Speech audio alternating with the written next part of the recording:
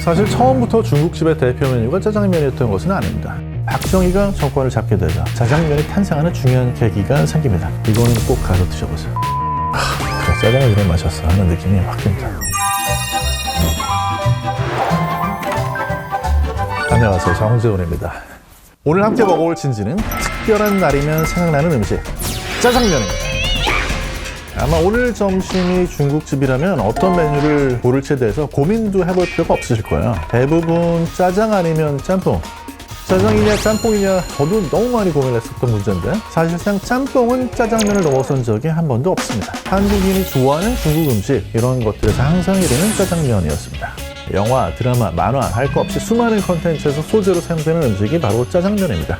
짜장면은 그만큼 사랑받는 음식이자 우리가 추억을 가지고 있는 음식인데요. 자, 그런데 사실 처음부터 중국집의 대표 메뉴가 짜장면이었던 것은 아닙니다. 그렇다면 어떻게 지금의 짜장면 천하의 중국집이 우리나라에 자리 잡게 됐을까? 한국인의 중화요리는 도대체 누가 만들었고 누가 먹는 음식이었는지부터 출발해봐야 되겠죠. 근데 한반도의 중화요리는 1883년에 인천이 개항되면서 거리상 가까운 산둥성에서 넘어온 화교 중심으로 발전했고요.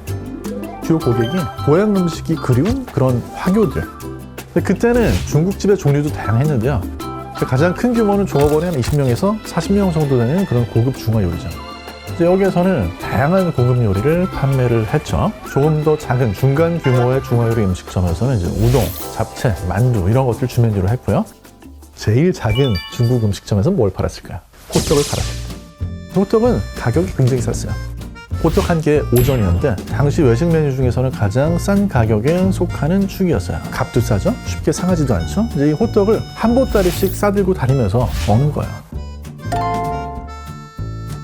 인천 항에서 하영일을 하던 가난한 중국인 노동자, 이분들을 쿨리라고 부르는데요. 쿨리들한테 딱 필요한 음식이 바로 호떡이었죠. 쿨리가 즐기는 또 하나의 음식, 호떡 말고 또 하나의 음식이 바로 짜장면이었습니다. 중국 음식으로는 짜장면을 짜지양미엔 또는 작장면이라고 하는데요. 짜장면 원래 형태가 작장면이었습니다. 산둥 지역의 일반 가정집에서 먹는 가정식 중에 하나입니다. 산둥 지방이 이제 여름에 굉장히 덥다고 하는데요. 더우면 불 앞에 가서 서기 싫죠. 무더운 날에 면 위에다가 미리 볶아놓은 춘장을 올리고 또 야채하고 고명을 몇 개 얹어서 우리가 마치 여름에 비빔국수를 즐기는 것처럼 그렇게 비벼 먹는 비빔면이 작장면이었습니다. 고급 중화 요리점, 일반 요리점, 호떡집에도 짜장면 없었어요. 짜장면을 처음 팔던 곳은 바로 길거리 노점상입니다. 쿨리들이 쉽게 한 끼를 때울 수 있는 음식이었습니다. 타지에서 노동을 하던 중국 쿨리들한테는 그리운 집밥의 향수를 다시 채워주는 음식이 이 작장면이었겠죠. 이 작장면이 하나의 정식 메뉴로 자리 잡고 노점상에서 중화 요리점으로 옮겨가게 되는데요.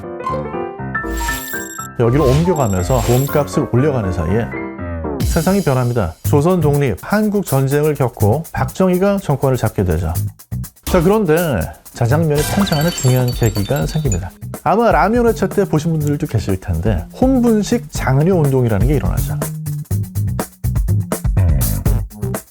그러면서 중국 음식점에서는 아예 쌀밥 판매가 금지됩니다. 밀가루 음식인 짜장면의 주요 메뉴가 강제로 됐어요. 그리고 대중화가 되기 시작을 했죠. 이때 이제 짜장면은 주요 소비층이 되는 한국인의 입맛에 맞춰가면서 대중화가 이루어집니다. 자, 그렇다면 짜장면에 봐서는 어떻게 달라졌을까요? 작장면을 한번 다시 떠올려 보세요. 지금의 달고 까만 짜장면하고는 모양하고 맛이 아주 다른 음식인데 작장면은 짜요. 인천에 이제 차이나타운 쪽 가시면은 작장면하고 가까운 황두면을 맛볼 수 있는데요. 그 색깔이 이제 연한 된장 같은 그런 색깔이 납니다. 그 불향을 느끼기에 진짜 좋고 탄탄면에서 땅콩 뺀 그런 느낌이라고도 볼 수 있을 것 같아요.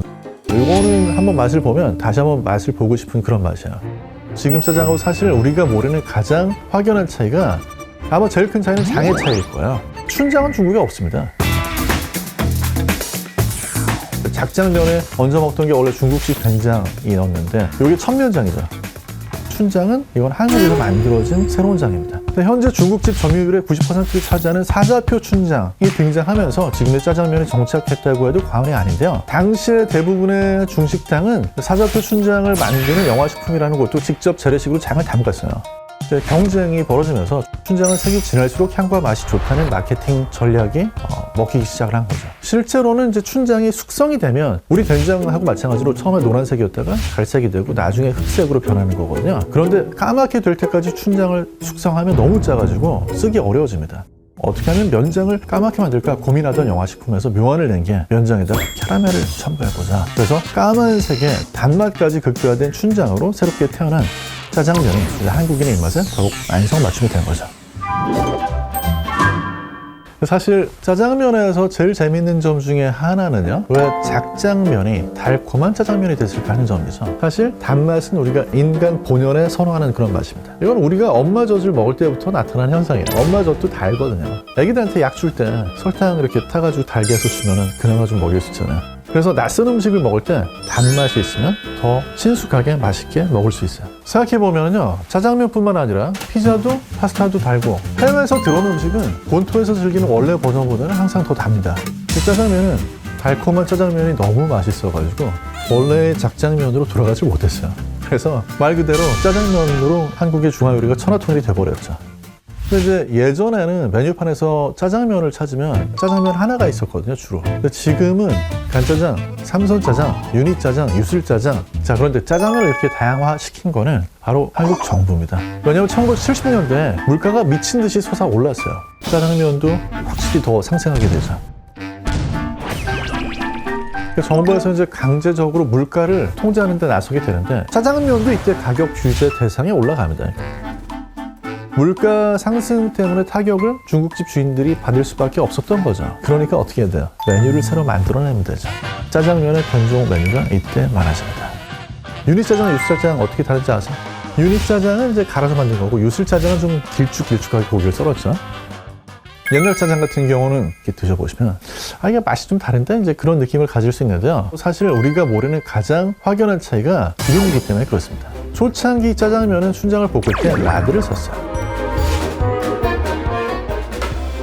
라드라고 하면 왠지 되게 느끼할 것 같은 느낌이 들잖아요. 그렇잖아요.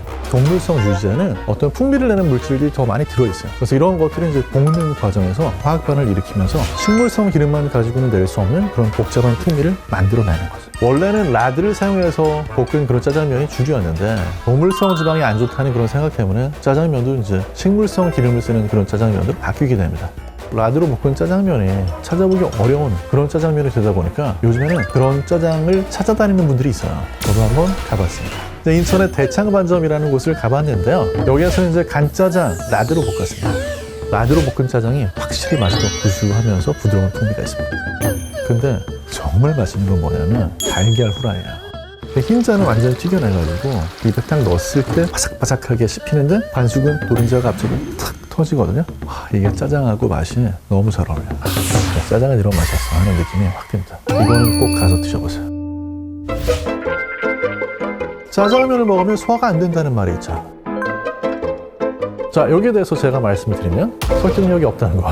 그런데 왜 소화가 안 된다고 생각하느냐? 제가 딱 세 가지로 설명을 드리면 우선은 면은 빵이나 밥보다는 훨씬 더 단단한 그런 조직이기 때문에 사람마다 차이가 있어서 어떤 사람은 단단한 뭔가가 위에 들어가지고 그게 느낌만 와도 소화가 안 된다고 생각할 수 있습니다. 그리고 짜장면은 기름지잖아요. 이런 지방 함량이 높은 그런 음식일수록 위에 더 오래 머뭅니다. 똑같이 위에 음식이 오래 머무를 때 저 같은 사람은 배가 아직도 부르네. 너무 좋아. 어떤 분들은 위에 음식이 오래 머무르는 것만으로도 불편감을 느낄 수 있어요. 사실 또 하나는 짜장면만 그런 게 아니고 많이 먹어서 그럴 수 있습니다. 짜장면 먹으면서 탕수육 있으면 탕수육 얼른 먼저 많이 먹어야 되죠. 또 옆 사람이 짬뽕 먹으면 옆 사람 짬뽕 뺏어 먹어야죠. 짜장면이 소화가 안 되는 게 아니고요. 너무 많이 먹어서 소화가 안 되는 거예요. 그 모든 핑계를 짜장면한테 가져가는 겁니다. 자, 그럼 저희는 다음 시간에 더 맛있는 진지로 찾아뵙겠습니다. 영상 좋아요, 채널 구독, 알림 설정 부탁드릴게요.